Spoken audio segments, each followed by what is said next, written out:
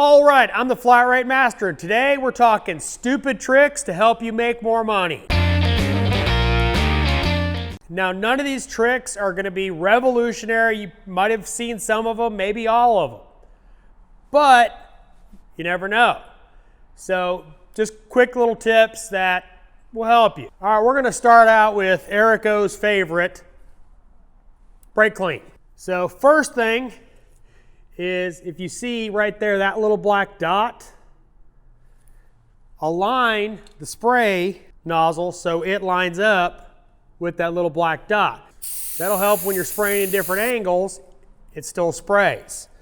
All right, next tip, this works for pretty much every kind of spray, is the little plastic straw. Well, if you're careful,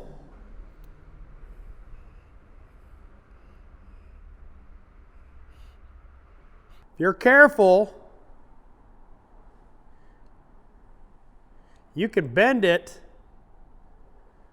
to odd angles, which will help you get into weird places. Again, nothing revolutionary, but can come in handy. Really useful, like if you're trying to get penetrating oil or silicone spray in hard to reach spots and your can's mostly empty and you're trying to get that last little bit out of it, you can try this little trick. All right, next tip, silicone spray. I use a lot of this. Now, if you've dealt with modern cars, you know about these little quick connectors. Can be really fun. Now, one of the things that scares the bejesus out of people is trying to get these off.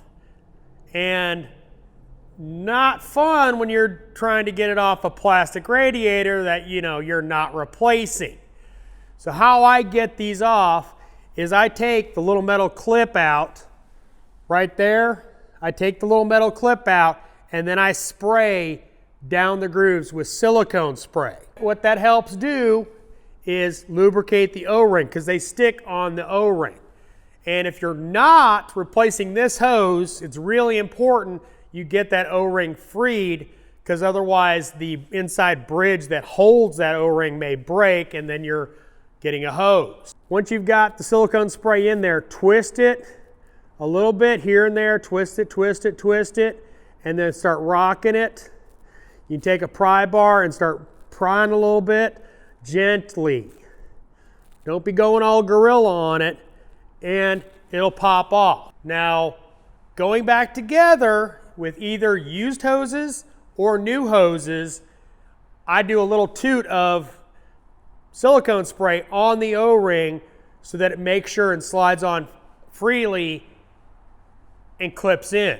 All right, next tip, when it comes to gloves, this tip's more important during summer when you got sweaty hands or you just washed your hands and you're wanting to get back to work so your hands are a little, little wet. Baby powder. Just put a little bit on your hands, rub it around. Gloves will slide like butter. Get you back to work quicker, make more money. All right, next tip. Bungee cords, bungee cords, bungee cords. Lots and lots of bungee cords.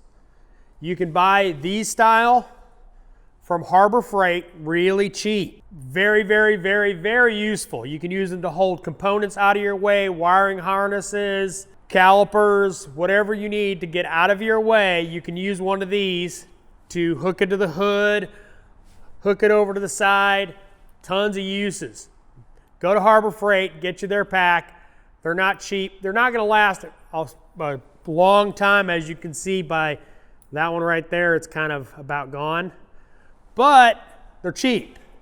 So bungee cords come in handy all the time. These hang on my cart. This whole selection right here hangs on my cart. So get you some bungee cord. Next tip is about masking tape. Now, I personally hate putting rags in an intake manifold. If you've taken an intake manifold off, you got the ports of the head open, I hate putting rags in there, especially disposable. Why? because they can go down and damage engine. So I prefer masking tape. Now, one caveat of that is the surface has to be clean. You have to go ahead and clean it and dry it so there's no oil on it. Otherwise, it will not stick. But if I'm generally working over an open engine V with open intake ports, I prefer to use masking tape, mask them off, so just in case I don't drop any nuts or bolts down there. Comes in handy for not, destroying somebody's engine, because you go, click, T! Just like when you drop a socket, it never goes where you can easily get it.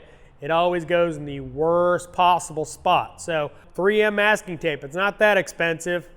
Get you some rolls of it, keep it around. Another thing I use this for is window regulators. When you've got a window that you need to replace the regulator on, you got to hold it all the way up. Yeah, they sell those suction cups with a little string on them, and they work for about a month. I found I have to replace them, pretty often. They wind up not sticking, and worse yet, they pop off while your hands are in the door, and you're going, son of a! So I use masking tape. And all you got to do is use 2, 3, heavier windows, maybe 4. Doesn't leave residue. As long as the window's clean and not greasy, it'll hold it up fine. And you don't have to worry about, don't use duct tape. Don't use duct tape, because it will leave goo on the, frame of the door. Now, obviously, you can't use this on frameless doors, but I got a tip for that too. So you're working on a door without a frame, and you got to do a window regulator. Well, how do you hold the window up? Wedges. You get plastic wedges. Now, they sell these all over the place. These happen to be Mac. He had them on sale. They had a nice assortment, so I went ahead and got them. Just take the felt back a little bit, shove it in there, wedge it up. I'm sure you've seen a customer do that with, cardboard and stuff like that. Cardboard is great, except when you're trying to shove it in there, it starts to lose a little bit of tension and the window starts falling down. With a wedge, it tends to push it down more as long as it's got traction. If you're not getting enough traction on them, you can always put some Tesa tape on it. All right, my next tip is getting rid of dash squeaks. We've all had it. You go do a dash pull for a heater core, evap core, whatever. You pull the dash, you put it all back together, you test drive it, and you've got a squeak. Unfortunately, it's kind of the nature of the beast. Sometimes you get a squeak after moving plastic panels. One tip I can give you is Tesa tape. It is cloth-based tape. If you've ever worked on Europeans, that's what they wrap their wiring harnesses in, Tesa tape. What you can do is you can take a little piece, and it tears by hand if I could tear it, and you can put it on a panel. You can even stack it up if you need more. I'm trying to tear this one-handed.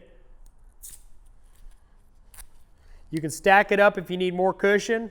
It helps prevent squeaks.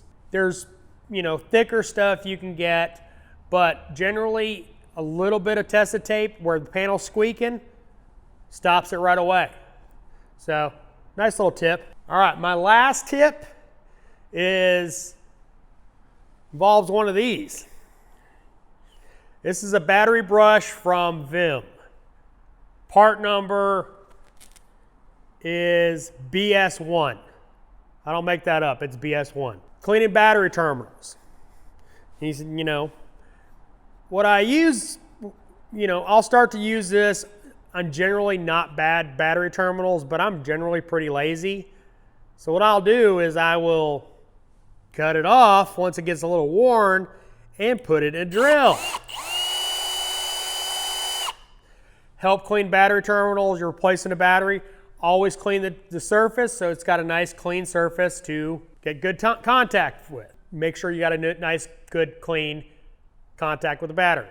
Also, you guys notice this drill sits up here with That attachment, same thing. This is for the other end of it. This is Easy Red battery terminal cleaner. I'll see if I can find it and put it in the store, but you know, you always want to put battery terminals back on clean battery posts. Make sure everything's clean. So I hope you like my little weird car fixing tricks. If you did, give me a thumbs up. Comments are appreciated, and as always, thanks for watching. I am the Flat Rate Master.